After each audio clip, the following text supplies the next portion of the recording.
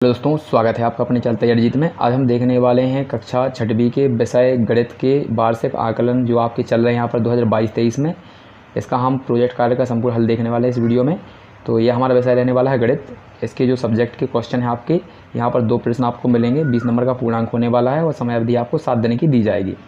तो इनके सभी प्रश्नों के उत्तर आपको देखना है, तो यहाँ पर लास्ट तक बने रहिएगा।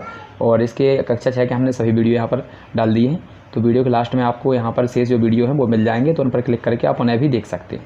तो यहाँ पर कुछ निर्देश दिए गए हैं, इनको पढ़ लेते हैं।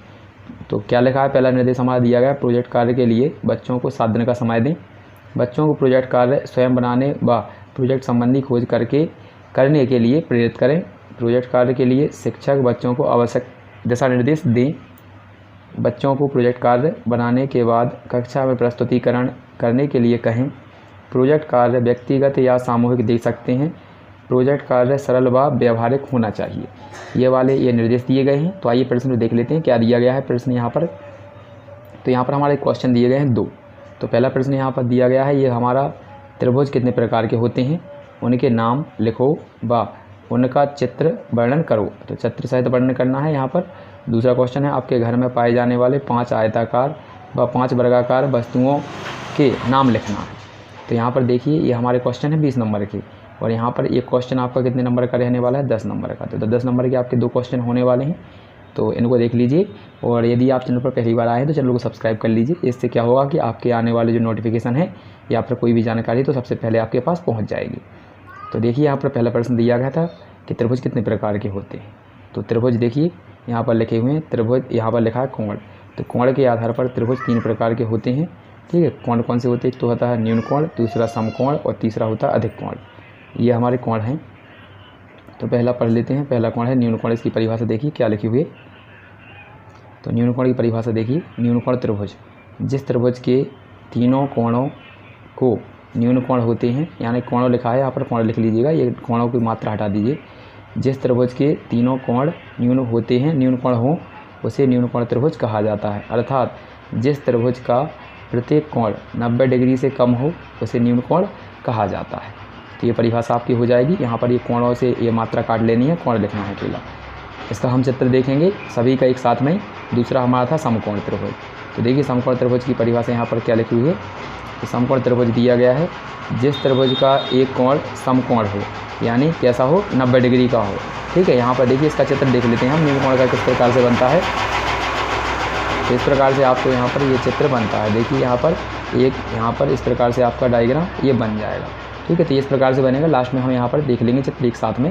इसके बाद अगला है हमारा समकोण। तो समकोण क्या दिया है, जिस त्रिभुज का एक कोण समकोण हो वह समकोण त्रिभुज कहलाता है। अर्थात एक कोण 90 डिग्री का तथा शेष दोनों कोण एक दूसरे के पूरक हों तो वह समकोण त्रिभुज कहलाता है। जैसे कि देखिए यहाँ पर इस प्रकार से ये एल बनता है, इसे हम बोलते हैं समकोण त्रिभुज। तो इस प्रकार से आप नाम दे लीजिएगा ए, बी और सी। ठीक है, ये त्रिभुज हो जाएंगे आपके।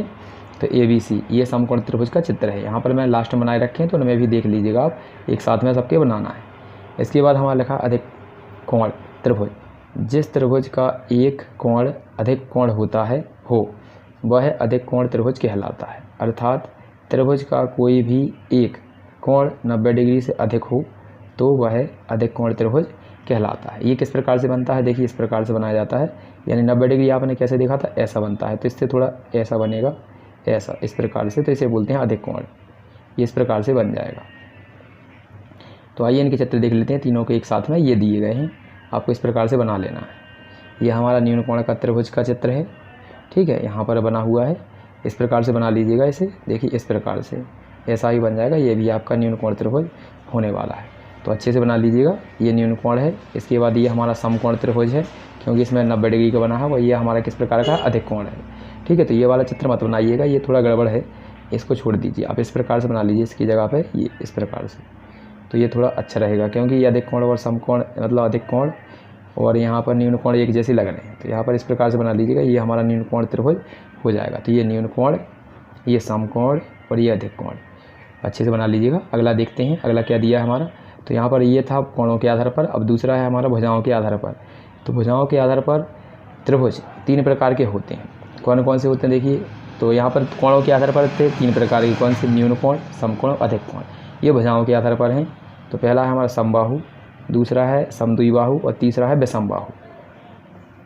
तो देखिए समबाहु त्रिभुज किसे कहते हैं, ठीक है। तो यहाँ पर देखेंगे समबाहु त्रिभुज, तो सम का मतलब होता है समान। तो देखिए बाहु का मतलब भुजा, जिस त्रिभुज की तीनों भुजाओं की लंबाई समान हो वह समबाहु त्रिभुज कहलाता है। साथ ही प्रत्येक भुजा का जो कोण है वो कितने का होना चाहिए? 60 डिग्री का होता है, और क्या कहलाता है? समबाहु त्रिभुज। तो ये इसकी परिभाषा है, किस प्रकार से बनेगा।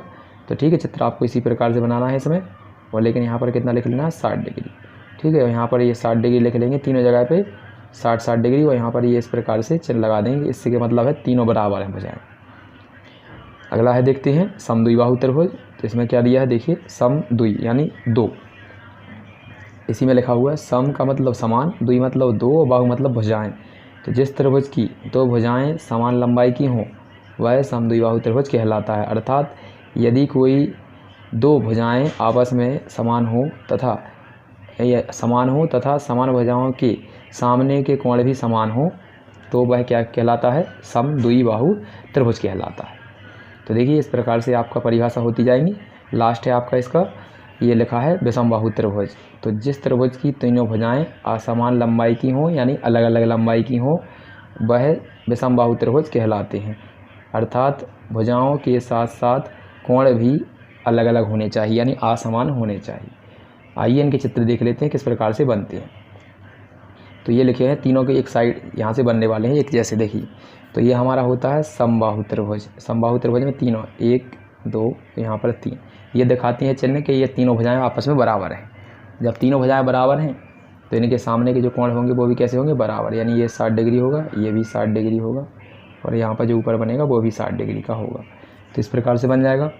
अगला क्या है हमारा? ये समद्विबाहु है। इसमें देखिए 2 भुजाएं बराबर हैं यानी इस प्रकार का चिन्ह लगा हुआ है, यानी यहाँ का कोण भी बराबर होगा और यहाँ का कोण भी कैसा होगा? बराबर। ये कितने के होंगे ये नहीं बता सकते। ये है विषमबाहु, इसमें ना तो कोण बराबर होंगे और ना ही भुजाएं बराबर होंगी। जैसे मान लीजिए अगर ये 6 है तो ये तीनों कैसी होंगी? 6 6 की। और यहाँ पर अगर ये यहाँ पर देखिए ये 2 बराबर है तो इसमें अगर ये 7 7 होंगी तो ये 7 7 होंगी एक सी, और ये कुछ भी हो सकती है 8 9 10 कुछ भी, ठीक है। विषमबाहु में क्या होगा? सभी अलग होंगे, 1 2 3, तो ये सभी अलग अलग लंबाई की होंगी। अगला हमारा क्वेश्चन था यहाँ पर, इसे देख लेते हैं। तो क्या था? घर में पाई जाने वाली 5 आयताकार और 5 वर्गाकार वस्तुओं के नाम लिखना है। तो देखिए ये लिखा हुआ है। तो 5 आयताकार वस्तुएं कौन कौन सी हैं? पहला माचिस, दूसरा अलमारी, तीसरा दरवाज़ा, चौथा आपका चबूतरा, और 5वां हो जाएगा मोबाइल। आयताकार किस प्रकार से होता है? देखिए ऐसे बनती हैं, आयताकार बना के बताती हैं किस प्रकार से चिन्ह बनना है। ये इस प्रकार से बनता है, आमने सामने की भुजाएं बराबर होती हैं। ये इस प्रकार से जो बनता है चित्र उसे बोलते हैं आयताकार, ठीक है। तो ये चित्र है आयताकार का, यहाँ से इस प्रकार देख लीजिए। जिस प्रकार आपका मोबाइल है उसी प्रकार का आयताकार चित्र होता है। अगला लिखा है वर्गाकार वस्तुओं के नाम। तो देखिए वर्गाकार होता है जैसे कमरा, स्लेट, बस्ता, लंच बॉक्स और टीवी। ये हमारे इसके उदाहरण हो जाएंगे। आशा है कि आपने अच्छे से इसको देखा होगा। तो देखिए यहाँ पर क्या है, आपने अगर पिछले वाले वीडियो नहीं देखे हैं, यानी इसके अलावा गणित के अलावा भी हमने सभी प्रोजेक्ट कार्यों के उत्तर डाल दिए हैं। यहाँ पर बॉक्स में आपको दिख रहा होगा, तो इन पर क्लिक करके आप जो भी देखना चाहते हैं प्रोजेक्ट का हल, तो यहाँ पर इन पर क्लिक करके देख सकते हैं। तो मिलते हैं अगली वीडियो में, तब तक के लिए जय हिंद जय भारत।